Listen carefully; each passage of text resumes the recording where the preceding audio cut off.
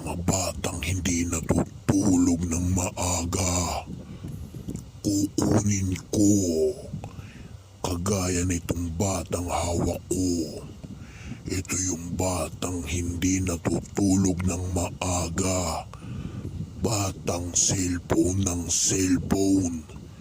Hindi ko na ibabalik yung batang ito dahil matigas ang ulo. Hindi marunong makinig sa mga magulang. Matigas ang ulo at makulit. Paparusahan ko ang batang ito. Kagaya ninyo. Oo, ikaw na bata ka.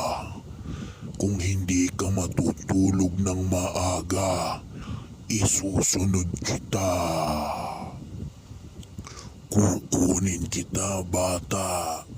Kung hindi ka magpapakabait, kung hindi ka matutulog sa tamang oras, lalo na pag nakita kitang gamit ka ng gamit ng cellphone, isusunod kita, bata.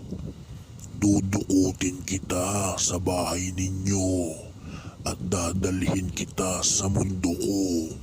Sa mundo kong puro kadiliman lang. Wala kang makikita, bata. Kung ikaw ay magpapatuloy sa mga ginagawa mo, gagawin ko ang nararapat sa iyo, bata.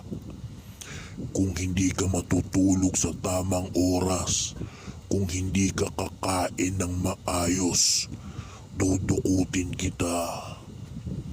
Kung ikaw ay hindi titigil kakagamit ng cellphone, magagaya ka sa batang ito.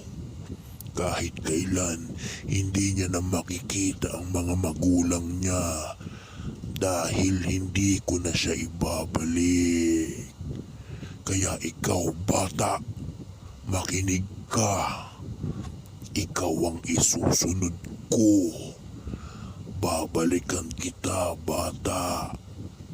Kung hindi ka magpapakabait, kung hindi ka matutulog sa tamang oras, at kung hindi ka titigil kakagamit ng cellphone, pasensyahan tayo, bata.